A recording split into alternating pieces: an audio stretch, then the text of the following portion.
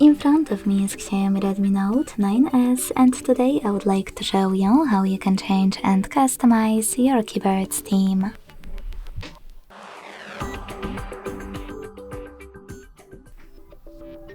Begin by launching your keyboard and clicking on gear icon at the top of it. Then select theme. Scroll down and click on any of those to apply it. You can even tap on Show More at the bottom right corners to see more of them. After picking a perfect one for you, manage key borders thanks to this switcher and hit apply.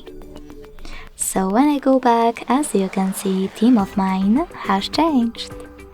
To customize it though, you need to go back to the same settings and this time use this plus under my themes. Then tap on the photo that you wish to apply as your keyboard's background.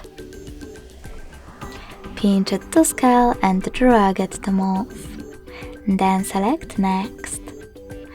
Adjust brightness by swiping left or right.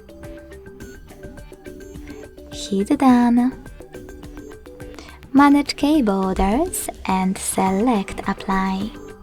So when I go back this time, as you can see, theme of my keyboard was successfully customized with an image.